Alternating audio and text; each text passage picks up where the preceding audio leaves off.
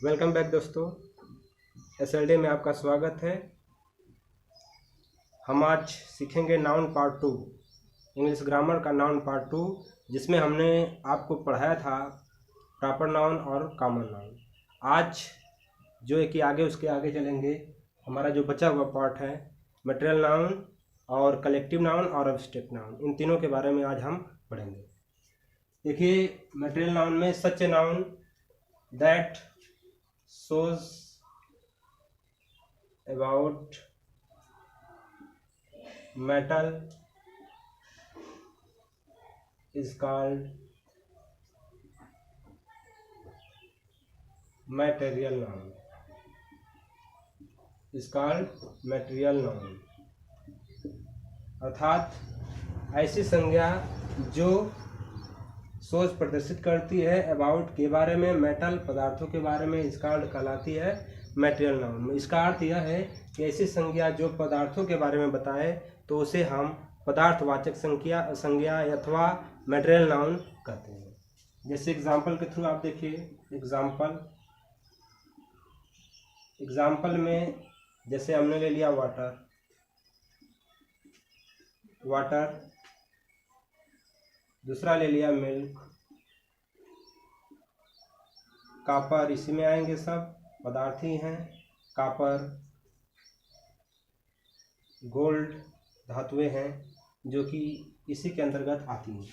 तो material noun की जो डिफिनेशन है उसके अंतर्गत और जो एग्जाम्पल है उसके अंतर्गत यह होता है। आगे पढ़ते हैं collective noun.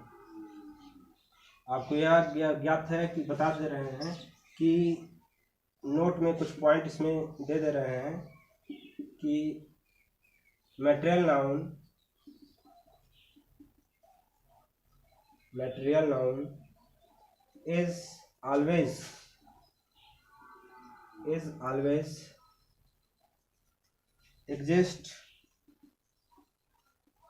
exist in singular form।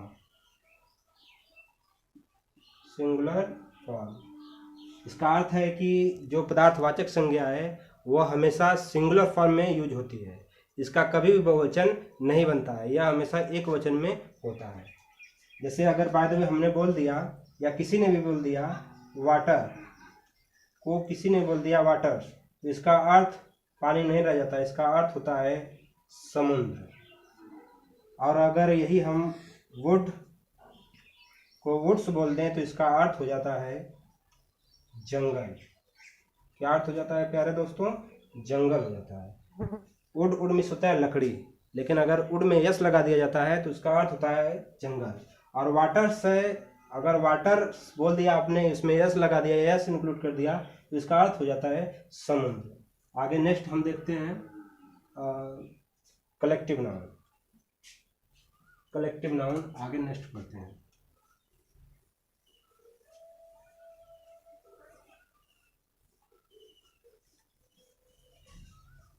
आगे देखिए कलेक्टिव नाउन क्या होता है। कलेक्टिव नाउन की परिभाषा और इसकी जो है कि इसका एग्जाम्पल लेकर साथ में हम लोग चलते हैं। कलेक्टिव नाउन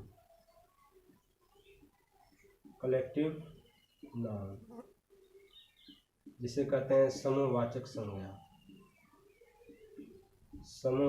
संज्ञा। देखिए इसकी डिफिनेशन क्या होती है।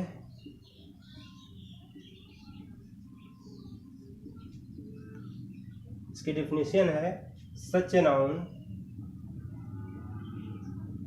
Noun that shows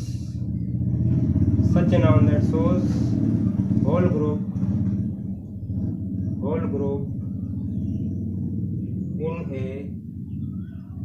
in a unit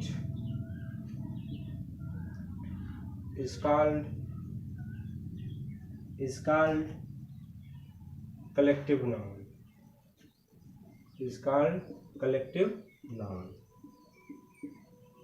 इसका अर्थ है, हिंदी अर्थ है ऐसी संज्ञा जो पूरे समूह को एक इकाई के रूप में प्रदर्शित कर सके, उसे हम कहते हैं कलेक्टिव नाउन। एग्जाम्पल के थ्रू देखिए आप।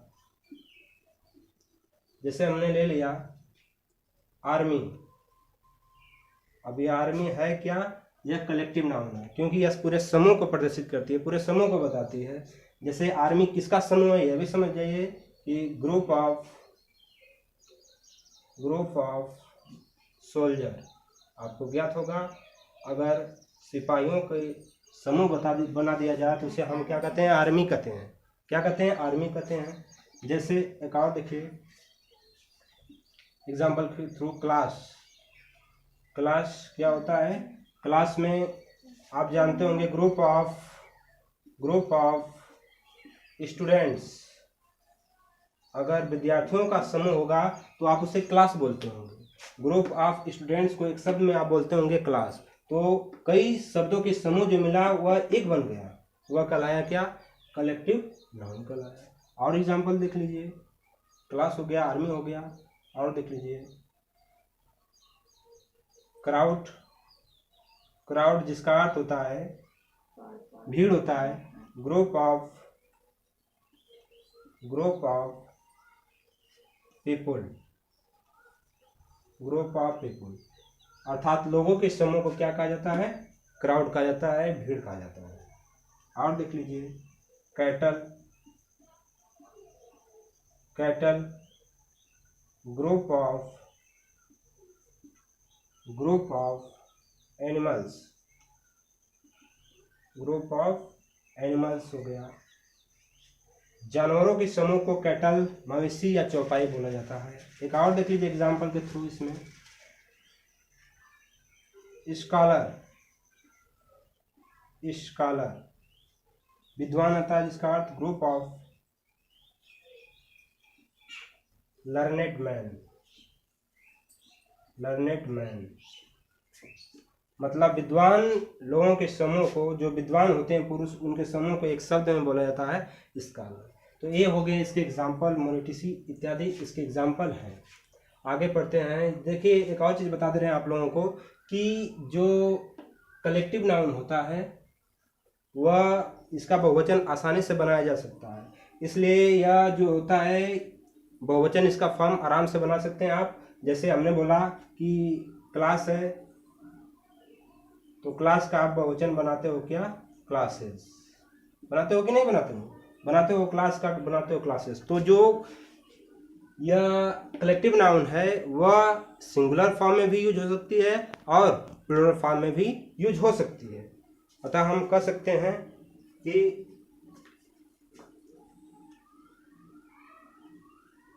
यहाँ पर आपको बता दे रहे हैं, नोट में लिखवा दे रहे हैं इस पॉइंट को, कि जो कलेक्टिव नाउन होता है, जो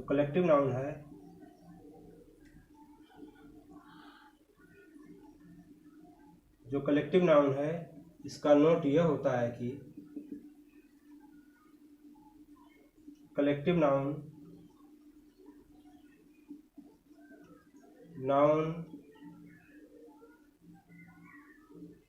always exists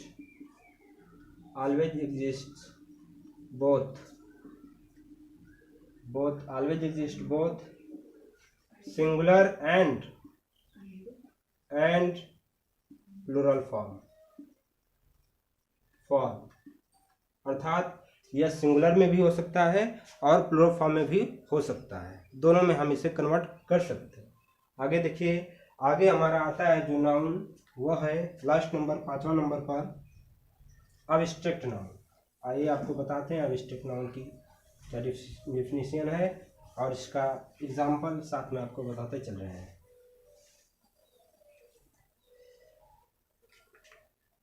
abstract noun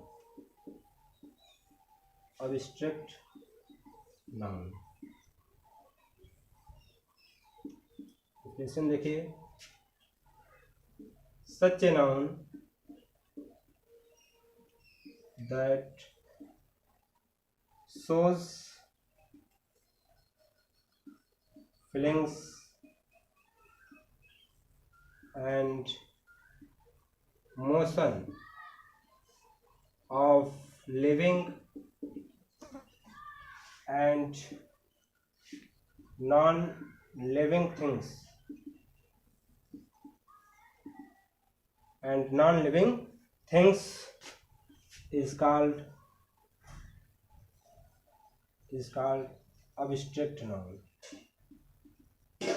is called abstract noun.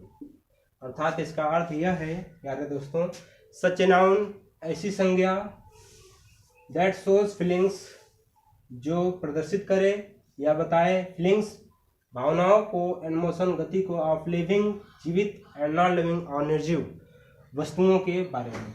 अर्थात ऐसी संज्ञा जो जीवित और निर्जीव वस्तुओं की भावनाओं के बारे में बताए तो उसे हम अब्स्ट्रैक्ट नाउन या भाववाचक संज्ञा कहते हैं। एग्जाम्पल देखिए, एग्जाम्पल इसका देखिए आप, जैसे मैं चाइल्डहुड, इसका अर्थ होता है चाइल्डहुड का बचपना। यह किसी बच्चे के, छोटे बच्चे की अंदर की भावना होती है। जैसे मैं हम इसे एक शब्द में बोल सकते, जो कि इसको हम आगे इस प्रकार से प्रदर्शित कर सकते हैं, फीलिंग्स ऑफ ए चाइल्ड। अर्थात एक बच्चे के अंदर की भावना चाइल्डहुड कहलाती है। और देख सकते हैं काइंडनेस, इसको प्रदर्शित कर सकते हैं इस प्रकार से, feelings of a kind man. अर्थात इसका अर्थ होता है काइंड मैन, इसका अर्थ होता है कि किसी दयालु पुरुष के अंदर की जो भावना होती है उसे हम काइंडनेस या फिर दयालुता कहते हैं। और देख सकते हैं क्रूएलिटी में होता है कायरता, इसको हम बोलते हैं feelings of A cruel man. अर्थात एक कायर आदमी के अंदर की भावना को हम क्या कहते हैं, क्रूएलिटी कहते हैं। और देख सकते हैं क्रूएलिटी हो गया, चाइल्डहुड हो गया, काइंडनेस हो गया। आगे देखिए और हम ले सकते हैं वाइटनेस,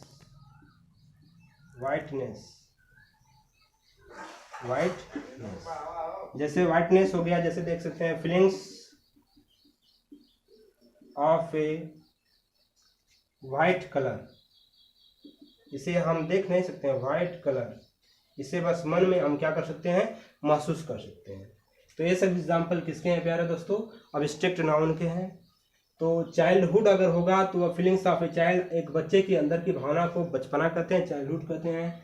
काइंडनेस दयालुता जिसे कहते हैं। Feelings of a kind man, एक दयालु आदमी के अंदर की जो भावना होती है वह काइंडनेस कहलाती है। Cruelty, feelings of A cruel man, एक कायर आदमी के अंदर की भावनाओं को क्या कहते हैं, क्रूएलिटी कहते हैं। Whiteness, feelings of A white colour, जो वाइट कलर की सफ़ेद होती है उसे हम क्या कहते हैं, वाइटनेस कहते हैं। अब आपको यह बता दें कि जानकारी के लिए कि जो अब्स्ट्रैक्ट नाउन होता है वह हमेशा सिंगुलर होता है, क्योंकि किसी के अंदर की भावना को हम प्लूरल फॉर्म में व्यक्त नहीं कर सकते हैं। इसलिए जो है कि अब्स्ट्रैक्ट नाउन को कभी भी प्लूरल नहीं बना सकते हैं। तो दैट इज़ वाई कि किसी के अंदर की भावना को आप प्लूरल फॉर्म में नहीं व्यक्त कर सकते हैं। प्यारे दोस्तों, आज के लिए बस इतना ही। अगर हमारा वीडियो अच्छा आपको पसंद आया हो तो आप लाइक सब्सक्राइब जरूर कीजिए। जय हिंद, जय भारत।